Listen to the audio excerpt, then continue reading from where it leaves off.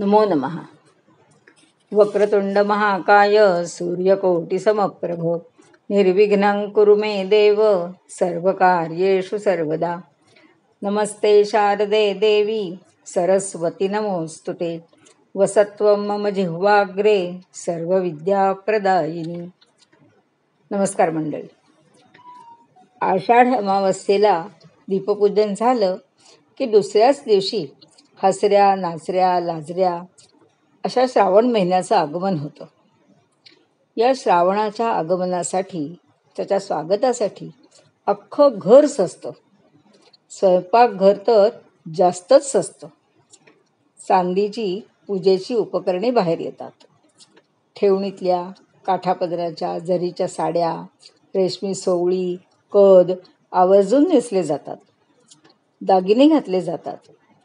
गोकर्ण, जाई, जुई, तगर, जास्वंद, बेल, दुर्वा, तुळस, आघाडा यांनी फुलांची परडी सजते. निसर्गही छान सजलेला, ताजातवाना, टवटवीत दिसतो. याबरोबरच घरात आवर्जून आणला जातो तो जिवतीचा कागद. कोण आहे ही जिवती? का करायची तिची पूजा? याविषयी थोडंसं जाणून घेण्याचा प्रयत्न करूया. श्रावण महिन्यात विशेषतः महिला वर्गांकडून हिचं पूजन होतं. या एका प्रतिमेमध्ये 4 वेगवेगळ्या देवता असतात. वरवर पाहता त्या देवतांचा एकमेकांशी काहीही संबंध आपल्याला दिसत नाही. पण वर्षानुवर्ष, पिढ्यानपिढ्या या प्रतिमेत बदल झालेला दिसत नाही. यातील पहिली प्रतिमा असते ती नरसिंहाची. नरसिंह म्हणजे भगवान विष्णूंचा 4था अवतार. आपल्या लाडक्या भक्ताचं म्हणजे भक्त प्रल्हादाचं त्याच्या वडिलांपासून म्हणजे हिरण्यकश्यपूपासून रक्षण करण्यासाठी त्यांनी हा अवतार घेतलेला आहे. म्हणजेच हा नरसिंह हा बालकांचा रक्षक आहे. म्हणून ह्याचं पूजन करायचं असतं. सध्या आपल्याला राक्षस कुठेही दिसत नाहीत, पण आपल्या बालकांचं रक्षण व्हायला हवं हे मात्र खरं आहे. मग हे रक्षण कशापासून?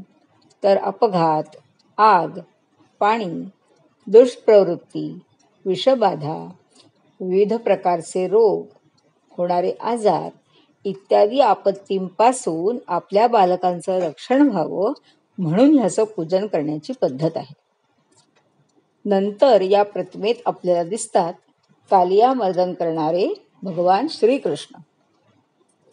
नागपंचमीला आपण नागाचं पूजन करतोच. जन्माष्टमीला श्रीकृष्ण जन्म साजरा करतो, तेव्हा श्रीकृष्णाचंही पूजन होतं. मग कालिया मर्दन करणारा श्रीकृष्ण इथे का, असा प्रश्न आपल्याला पडतो. तर तो प्रसंग असा आहे की कृष्ण व सवंगडी एकदा यमुनेच्या काठावर चेंडू फळी खेळत होते. चेंडू फळी म्हणजे आता त्याला क्रिकेट म्हणतात. खेळता खेळता या मुलांचा चेंडू यमुना नदीच्या डोहात पडला. कृष्णाने तो परत आणला, पण तो परत मिळवण्यासाठी त्याला कालिया नागाशी 2 हात करावे लागले. पण कृष्णाने कालियाला मारलं नाही. कोणालाही यापुढे तो त्रास द्यायचा नाहीस असं सांगून त्याला दूर निघून जायला सांगितलं. याचा अर्थ काय समजायचा?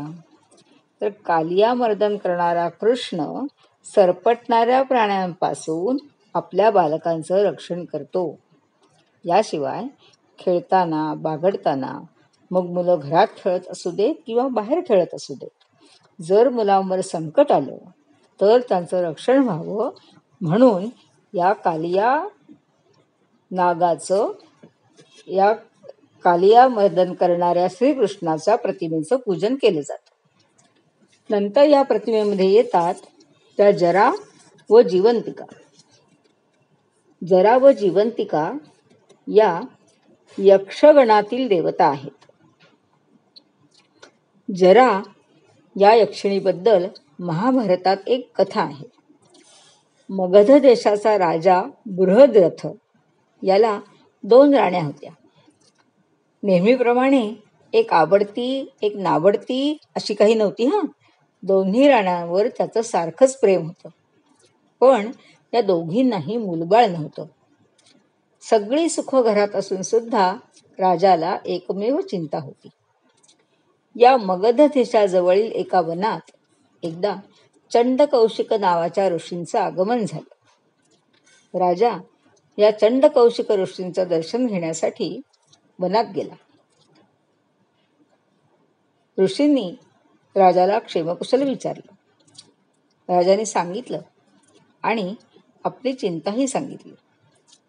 ऋषींनी राजाचं सगळं म्हणणं ऐकून घेतलं आणि राजाला प्रसाद म्हणून एक आंबा दिला आणि दोन्ही राण्यांना खायला दे असं सांगितलं.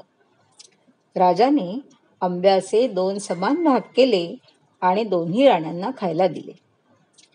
कालांतराने दोन्ही राण्यांना पुत्र झाले, पण अर्धे अर्धे. अशा विचित्र आणि अर्धवट अवस्थेतील अर्भकांना राजाने जंगलात नेऊन सोडलं. त्याचवेळी तिथे जरा नावाची यक्षिणी तिथून जात होती. तिला अवयव सांधण्याची कला उत्तम अवगत होती. तिने त्या अर्भकांचे म्हणजे त्या बाळांचे 2 तुकडे सांधले आणि राजाला आणून दिले. जरा यक्षिणीने हे तुकडे सांधले म्हणून बाळाचं नाव जरासंध असं ठेवलं. या जरा यक्षिणीविषयी कृतज्ञता म्हणून राजाने मगध देशामध्ये तिचं देऊळ बांधलं. तिला मगध देशाच्या इष्टदेवतेचा मान दिला. या देवतेचा वार्षिक उत्सव सुरू झाला. या जरा देवतेचीच सखी म्हणजे मैत्रीण जीवंतिका.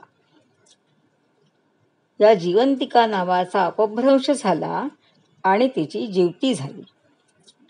जीवंतिका म्हणजे दीर्घ आयुष्य देणारी. पूर्वी बघा, घरं मुलाबाळांनी भरलेली असायची. पाळण्यातलं मूल, मांडीवर झोपणारं मूल, आसपास खेळणारी मुलं, अशी सगळी मुलं आईच्या आसपास दिसायची. या सर्व बालकांचं रक्षण झालं पाहिजे, त्यांना दीर्घायुष्य लाभलं पाहिजे. ही मुलं सतत हसती खेळती राहिली पाहिजे म्हणून या प्रतिमेचं पूजन करावं असं सांगितलेलं आहे. ही जीवती बालकांना खेळवते, त्यांना सतत हसरी खेळती आनंदी ठेवते असं मानलं जातं. श्रावण महिन्यातल्या प्रत्येक शुक्रवारी या जीवतीचं पूजन करावं. तिला आघाडा, दुर्वा, फुलं वाहाव्यात. तिचं औक्षण करावं म्हणजे तिला ओवाळावं. दूध, साखर, चणे यांचा नैवेद्य दाखवावा. जीवतीची कहाणी वाचावी. जीवतीची आरती करावी. पुरणावरणाचा स्वयंपाक करावा. पुरणपोळी करून किमान एका शुक्रवारी एखाद्या सुवासिनीला भोजनाला बोलवावं. तिची खणा नारळानं ओटी भरावी. सुवासिनींना हळदी कुंकवाला बोलावून दूध, चणे द्यावेत अशी पद्धत आहे. पुरणाच्या दिव्यांनी घरातील मुलांचं औक्षण करावं, त्यांचं शुभचिंतन करावं अशी ही पद्धत पूर्वापार चालत आलेली आहे. या प्रतिमेत सगळ्यात शेवटी येतात ते बुध आणि बृहस्पती. यातील बुध हा हत्तीवर बसलेला आहे. त्याच्या हातामध्ये अंकुश आहे.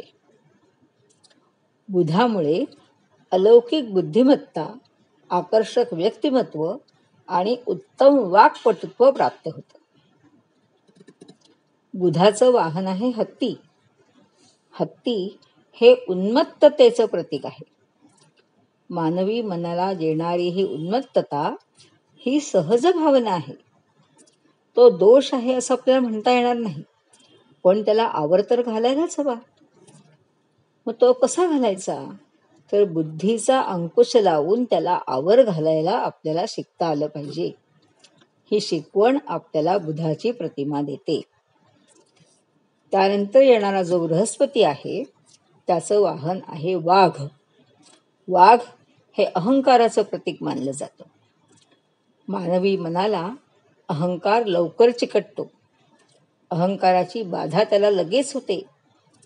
त्यामुळे मानवाच्या प्रगतीमध्ये अडथळे निर्माण होतात.